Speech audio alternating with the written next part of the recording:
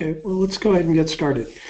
Hi, everybody. My name is Phil Undercuffler. I'm the Director of Government and Industry Relations for OutBack Power. I deal with codes and standards and policy here with OutBack. And we just wanted to talk about some of the opportunities for using energy storage connected with solar and the California SGIP, or Self-Generation Incentive Program.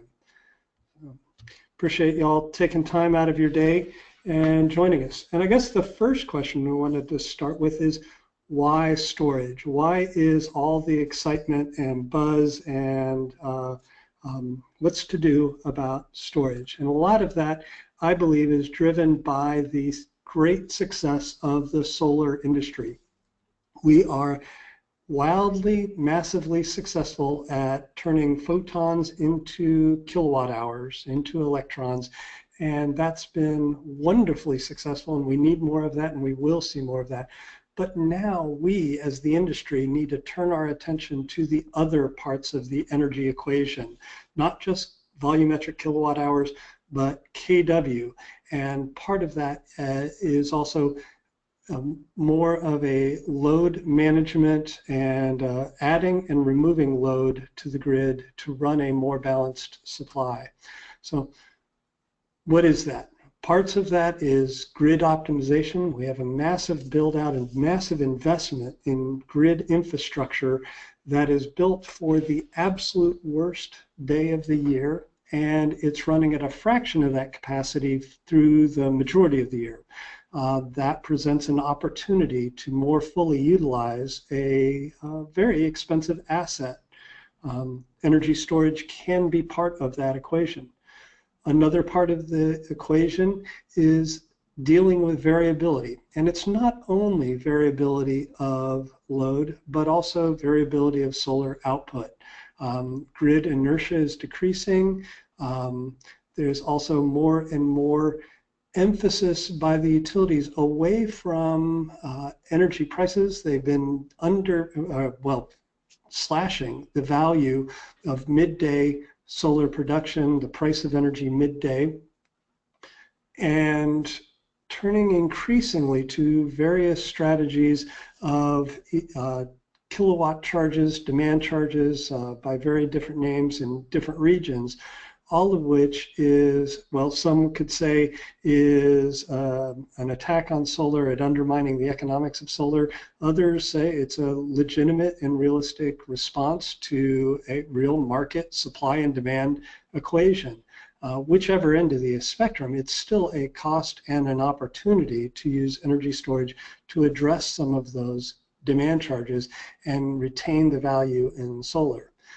Another key driver that we see increasingly emphasis is the need for resiliency. The grid is increasingly fragile and vulnerable. We, as a society, as a utilities, have been decreasing our basic investments in and maintenance on grid infrastructure.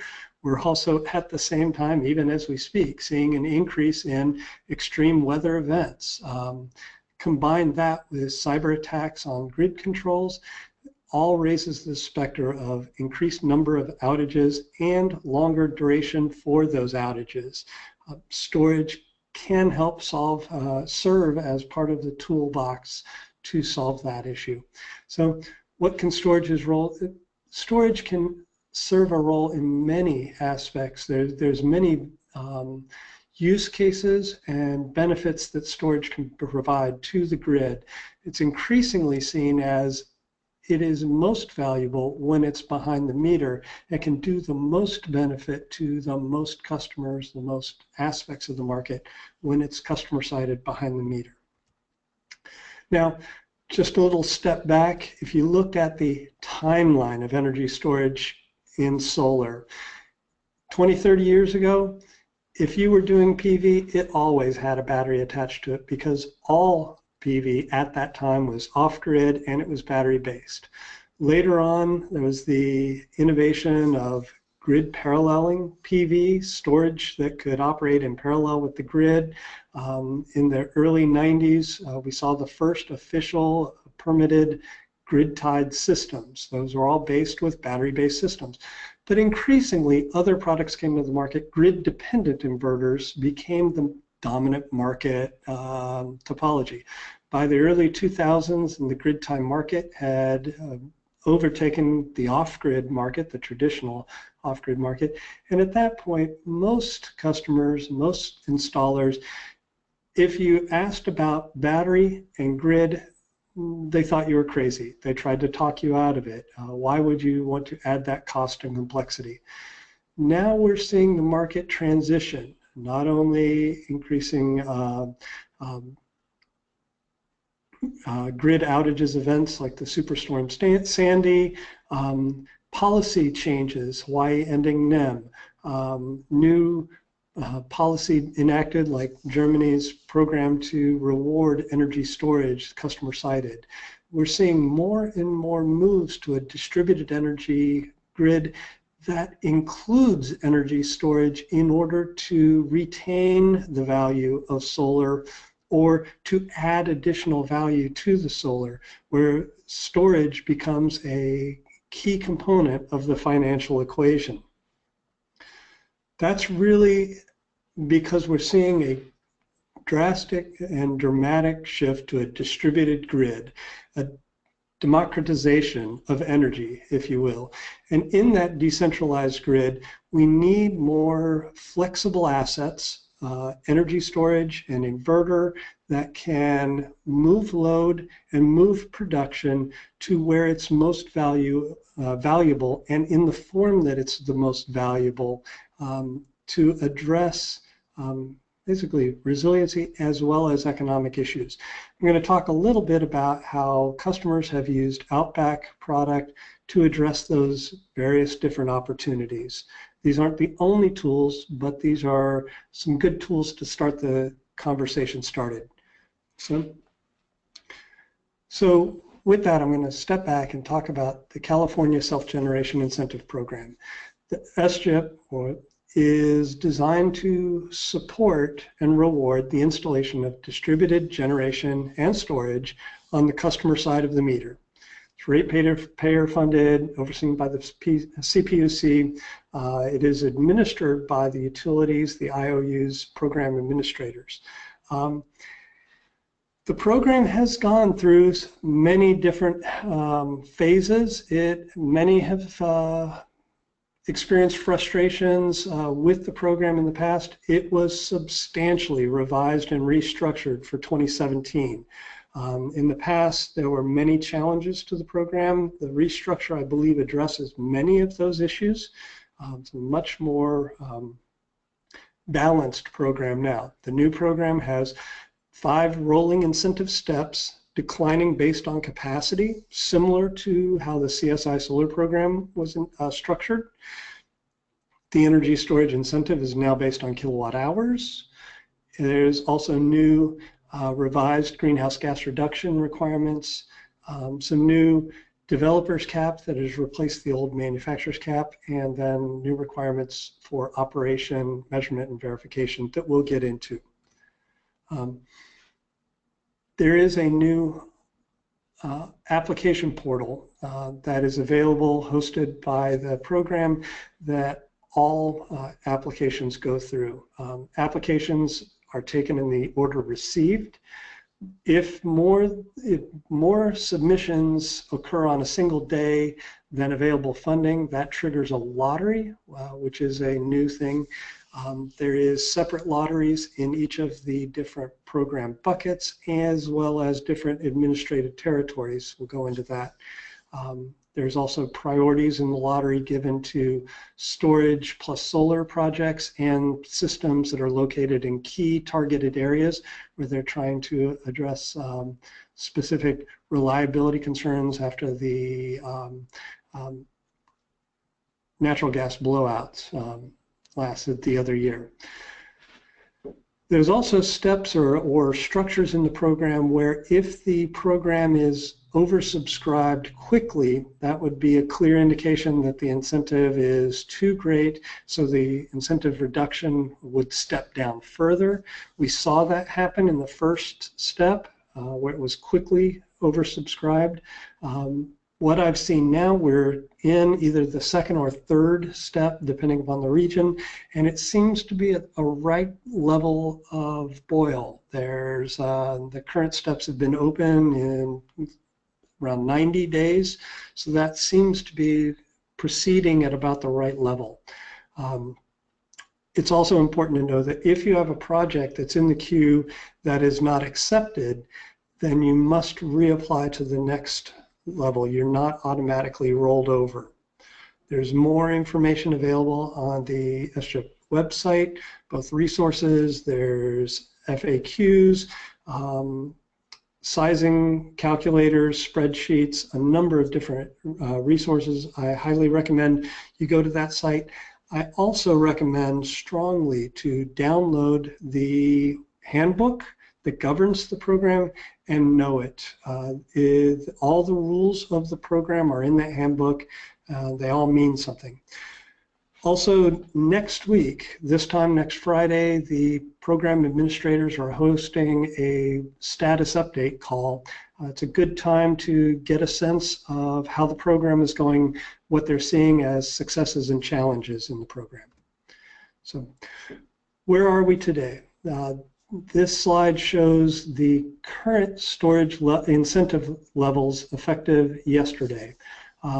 As I mentioned before, the program is broken into multiple buckets. I'm showing just the storage buckets for large-scale storage and small-scale storage, small residential storage, that is, and then each of the different investor-owned utilities. Right now, the program is open in all regions except the large-scale storage is in their in-between phase in SCE. It should be opening soon, I believe, to step 3. Similar CSE, they're in the their small residential storage is in the interim phases and should be opening again to step 3. Okay. One new thing in the new program is the developer. There is a developer key that's needed to even start an application. Developers must register prior to submitting applications, or you must have a developer key to start an application, a developer that you're working with. The developer is the corporate entity that holds the contract for the system, basically whoever it is that's, well, developing the program. There is a cap to how much of any one single developer can take of any budget category in each region. One thing that's somewhat new news is there had been a question about what is the proper licensure that's required for an energy storage system to install energy storage systems. The state licensure board determined, they just announced this at the end of July, that a C46 solar classification is appropriate to install energy storage when it's part of a solar installation. Now it should be noted, storage that is without solar, or what the CPUC calls standalone storage, requires an A, B, or C10 license. The handbook hasn't yet been updated to reflect this, but it should be updated soon. Now, let's just step through what are the steps of determining the energy storage calculation. It's based upon a handful of things. The first is the incentive is based on the energy capacity in kilowatt hours or in watt hours of the system. It is modified by the hours duration of the system and the power capacity in kW, which determines your budget category and whether or not the performance-based incentive requirements are triggered. Finally,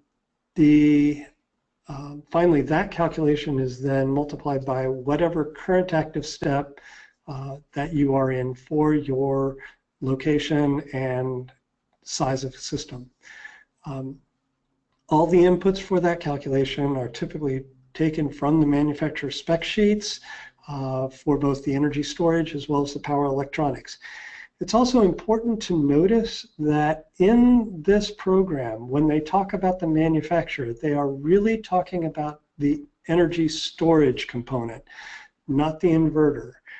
We've seen some confusion on that where systems were used with OutBack inverters and somebody else's battery.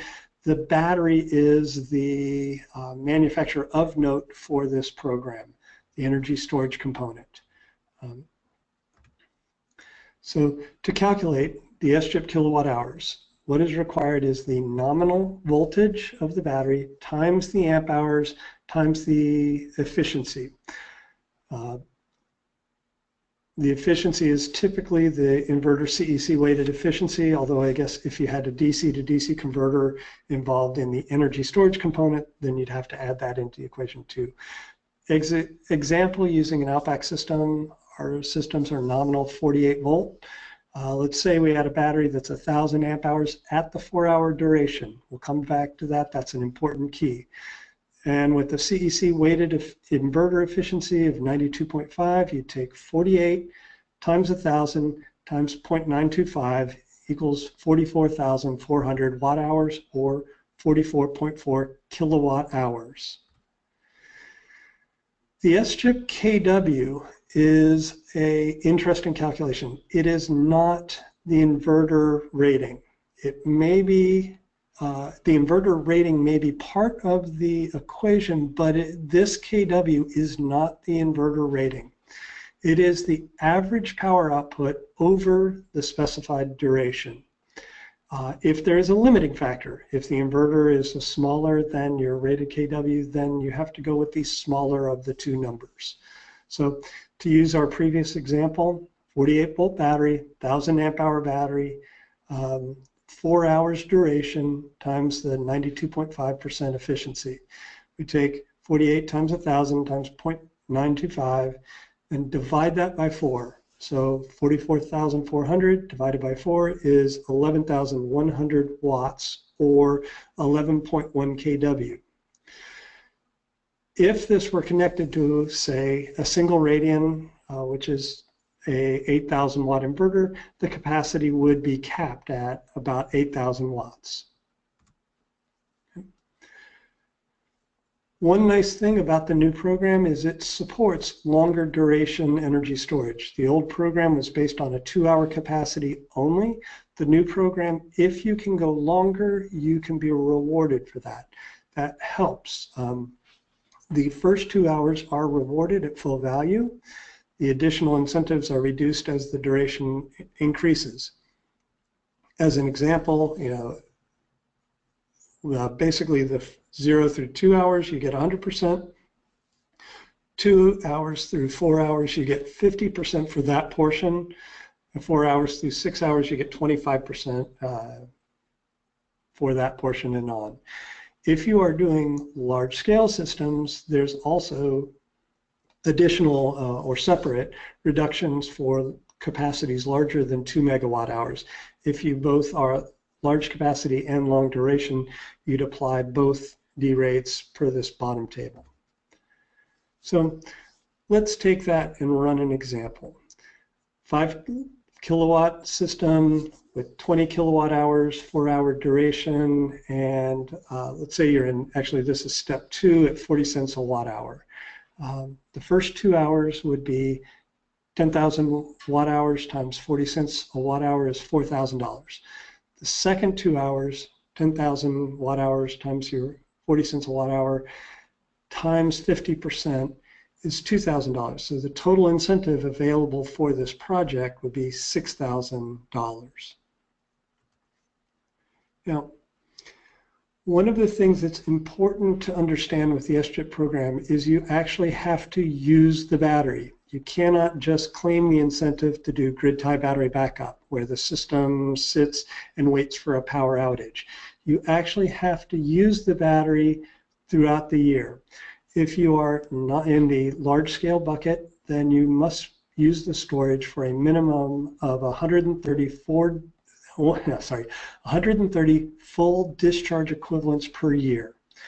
If you're in the small residential bucket, that's the you must discharge the battery of 52 full discharge equivalents. So whatever the capacity that you claim, you have to deliver that 52 times a year. That's the equivalent of once a week, or if for large-scale storage, 130 full discharges. That's basically once a weekday.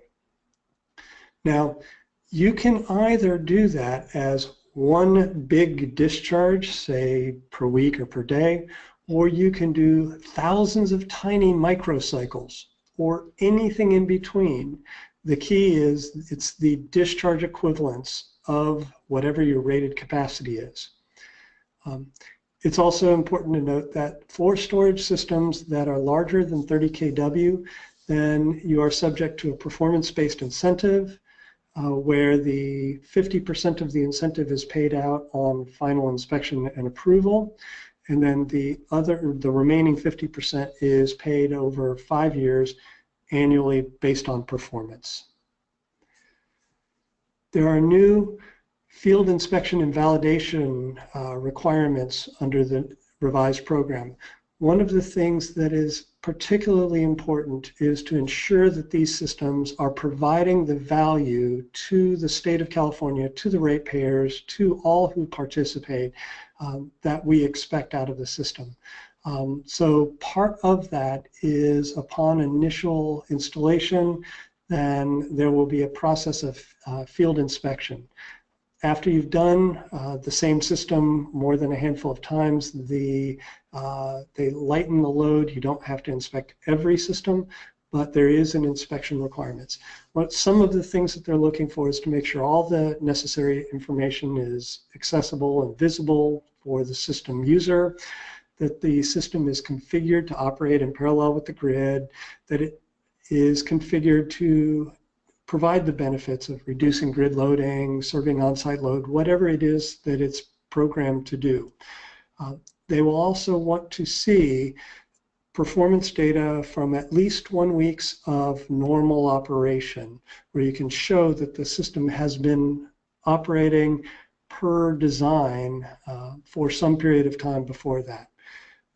During that inspection, the inspector may require a witness discharge demonstration to confirm operation. You should also be prepared to either submit an independent continuous discharge test where you can show that the system can discharge its full rated capacity, or manufacturer's discharge report saying that the battery can support that, plus a 30-minute discharge test where you do a short duration proof. We can provide those manufacturer's discharge reports for our batteries. There's also metering and monitoring requirements that vary. There are specific requirements when you fall in the PBI bucket. There's also additional requirements that are available, or that all participants are responsible for. One of which is that you can be requested at any time by the program administrators to show the performance of the system over the last period of time, whatever, a month. And you have a certain period of days to send them a report of that information. We have that available to you either through optics, where you can download the system performance. If you have a FlexNet DC, you can see the energy in and out of the battery in 15-minute interval. Or if you have separate revenue metering, then you would have that available from whoever that vendor is. One of the things that we have been recommending for metering is to use, if you would like to use AC metering, traditional utility kilowatt-hour metering, the thing to remember is with these systems, they actually have two outputs. There's a primary output, which is to protected loads. There's a secondary output that goes toward the grid, and that's a little unlike traditional grid-dependent inverters, which only have an output toward the grid. In our systems, the primary output is the load, the secondary output is toward the grid. Using two standard off-the-shelf utility meters, then you can see all contributions of the system including any energy that might just pass through the system to serve protected loads from the grid. That can be calculated easily by using an A plus B minus C approach. We've been recommending this because it puts the metering in the utilities' hands. It's their equipment. It interfaces with their system. They can download the reports anytime they want, and it's in their formats. That can see the full contribution of the system at any time throughout the life of the system. So now I wanted to go into a handful of example use cases and the settings for them.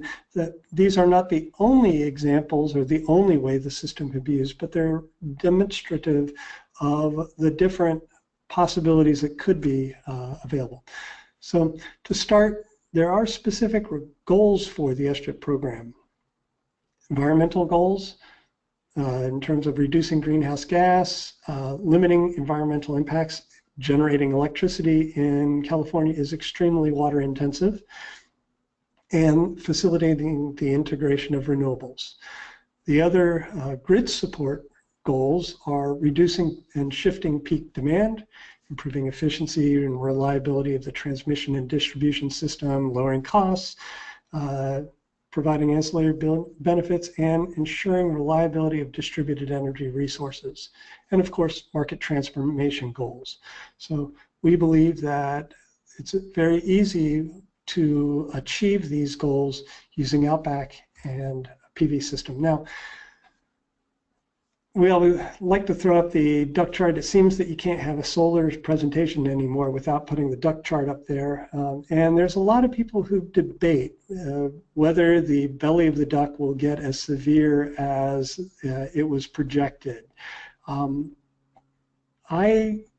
The part that I find consistent, though, is that evening ramp and evening load is consistent no matter what the duct chart. And the CAISO has done what they call the flock of ducks, where they've charted out every single day, every single month of the year to show the overgen profile throughout the year.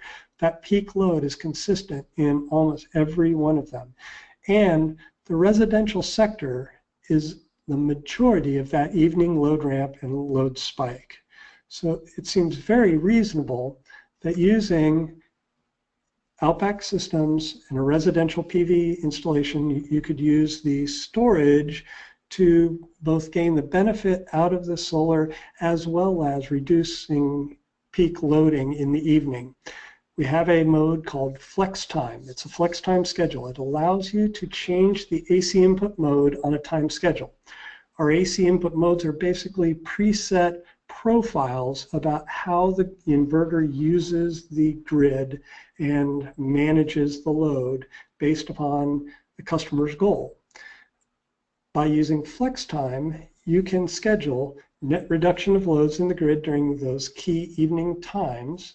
You could be grid tie throughout the day, change to grid zero in the evening. That would allow you to get full benefit out of the solar production and remove load in the evening where the utilities are moving the expensive times of the day. It's available both in our Mate 3 and Mate 3S system controller. It's also accessible via our Optics RE monitoring and control web platform. So what that allows you to do is remove load from the grid in that aligned with that peak load time. Example, let's use our System Edge 830NC. That is a complete package with inverters, overcurrent protection, energy storage, all the equipment that you need to get up and operational. If we use that as an example and set your flex time to, and for this scenario, let's say 7 o'clock p.m. to 10 o'clock. I think that aligns with most of the utilities' new time of use rates. You'd set grid zero at 1900 and grid tie at 2200. Set the inverter charge timers to 0. That will ensure that the battery is always recharged with solar the next day. And then we have some recommended charge settings based upon that specific battery here for both the inverter and the charge controller. So if If we use that system, let's go through the calculations for the SGIP kilowatt hour, or SGIP incentive. Our SGIP kilowatt hour calculation, again, would be the kilowatts equals the nominal voltage times amp hours times efficiency. 48 volts times 139.6. The Energy Cell 200 are capable, they're a long duration storage. They have at a 2-hour rate, they're rated for about 120 amp hours per string, 139.6 at a 4-hour rate, and 158 at an 8-hour rate. Let's take the 4-hour rate. In this case, with this system, we have 3 strings of batteries operating in parallel. So we'll take 139.6 times 3, and then multiply that by our 92.5% efficiency, equals 18,594 watt hours, or 18.59 SGIP kilowatt hours of 4-hour capacity. Now our KW calculation is 18.59 divided by 4 is 4.64 SGIP KW capacity. The inverter is larger than that, so we can take the full KW capacity. So in this case, to calculate the incentive amount, our 4.64 kW system with 18.59 kilowatt hours of 4-hour capacity, for the first 2 hours, we get 9,297 watt hours times 40 cents per watt hour equals $3,718.80. For the second 2 hours, it'd be the same 9,297 watt hours times 40 cents per watt hour times 50%, so 1,859.40. So the total available incentive for that would be just $5,578, which is roughly about 1/3 of the cost of the system. Add to that, when you add it with solar, 1/3 for the ITC, means that you can do a lot with a small investment to add value to your PV system and solve some problems on the grid. So what are some other ways people have used our systems? One is what we call intelligent demand response, using drop and use commands. Now, what is demand response? There are programs like critical peak pricing or demand response where the utility either pays for response or gives you preferential rates if you subscribe to a program where on the worst days of the year, when they send a signal, then you agree to turn off certain loads, certain large loads like your air conditioners or something. Now, what they pay is actually pretty lucrative in terms of the amount of money per KW response, and the utilities are increasingly reliant upon this. In the past, they would only typically do a handful of demand response days per year.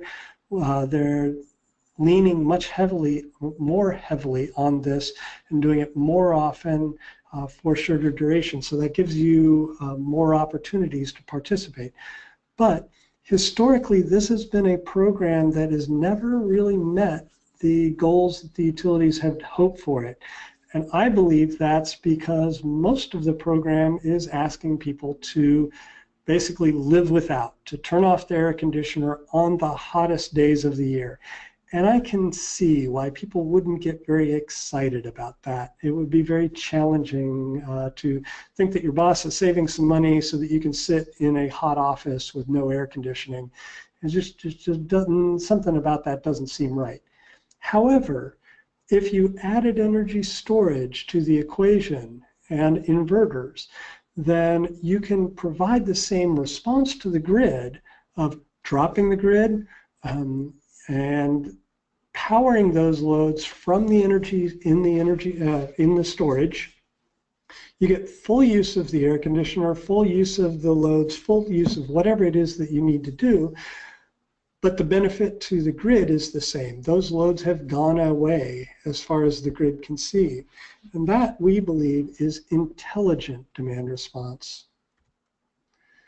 There's other tools available, such as peak load cap via our support mode.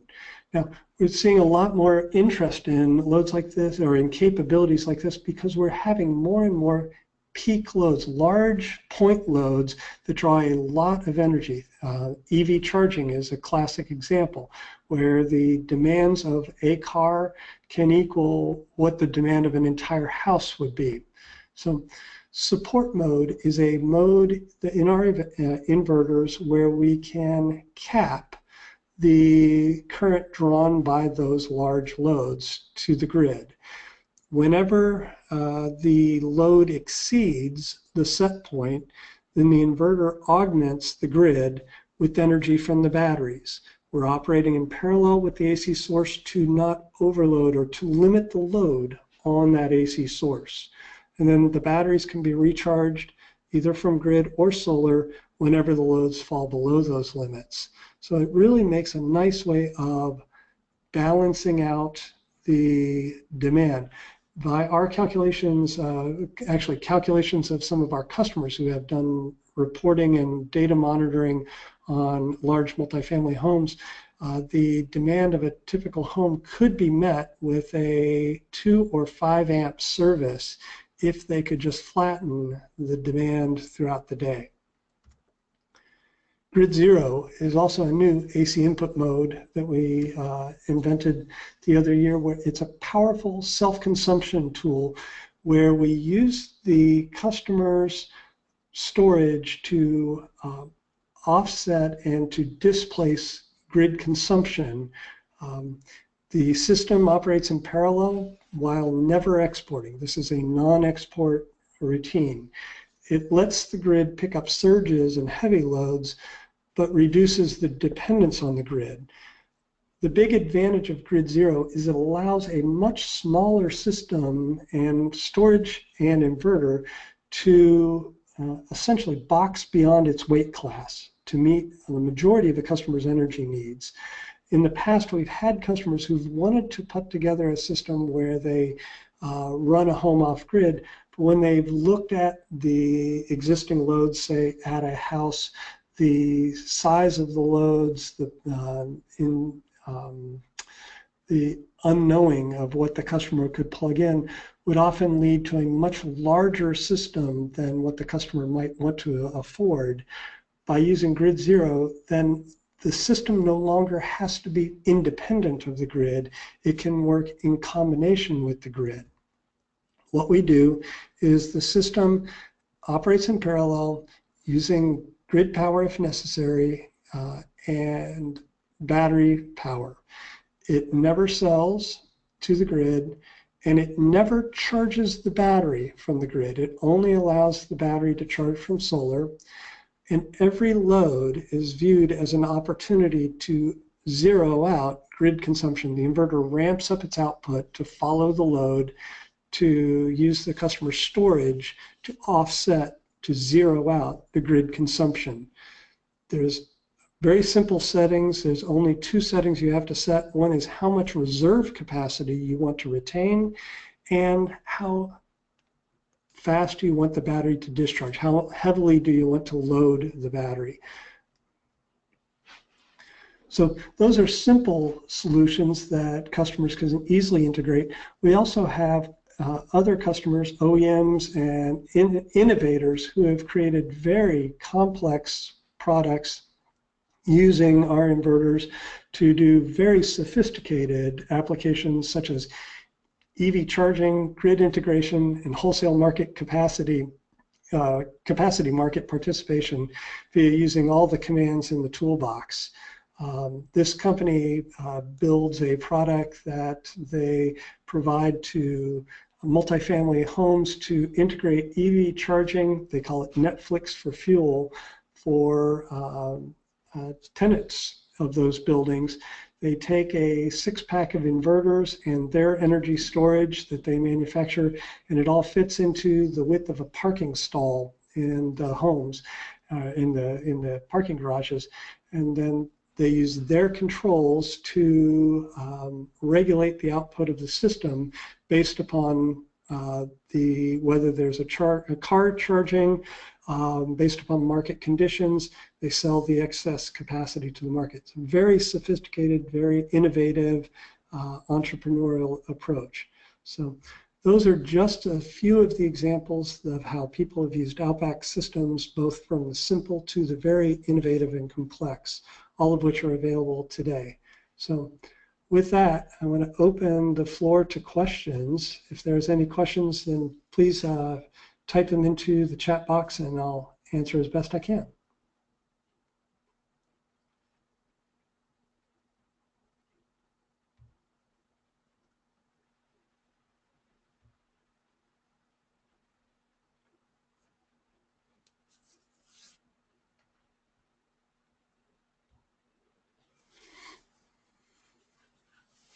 Okay, looks like I don't have any questions, or I'm not figuring out where the chat box is. There we go. All right. So, and one question is, can you discharge at a 2-hour rate to claim a higher incentive?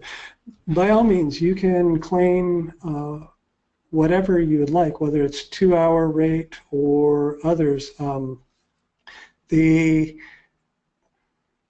I don't believe that you would get a higher incentive by claiming only a 2-hour rate. If your battery was only capable of providing 2 hours, then that would be what you would put in your paperwork. If your battery is a longer duration, as example, we carry a range of lead-acid batteries. We think that actually lead-acid has a lot of advantages, even though lithium-ion certainly gets all the hype and attention. We think that there's actually a more economic and more beneficial solution than lead-acid. And so in those cases, this program actually is beneficial to have the longer duration of a lead-acid battery solution. And I'm not quite understanding the question. Inverter cap was in your example was higher, so could you get?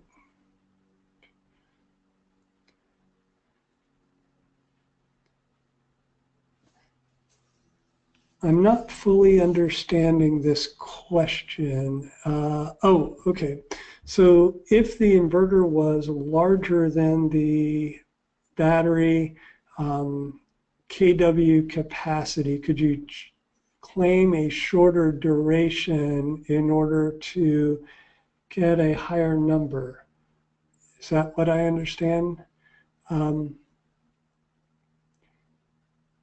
That's an interesting question. I don't know the answer to that.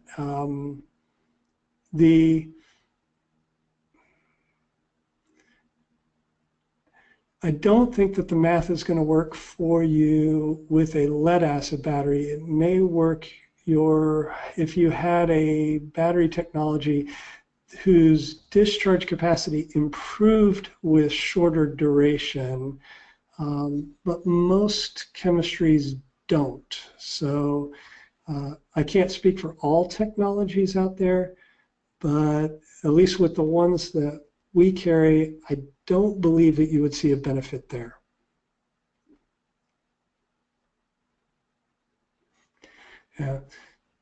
One of the questions is, you only need to discharge 25s for residential, 52 times rather, correct? 52 times for residential. That's equal to whatever your claimed capacity is per year.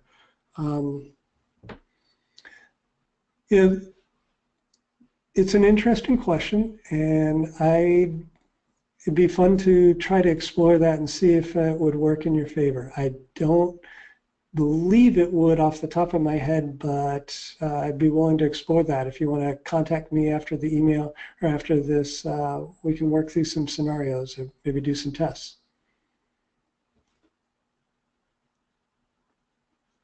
All right. Were there any other questions from the groups?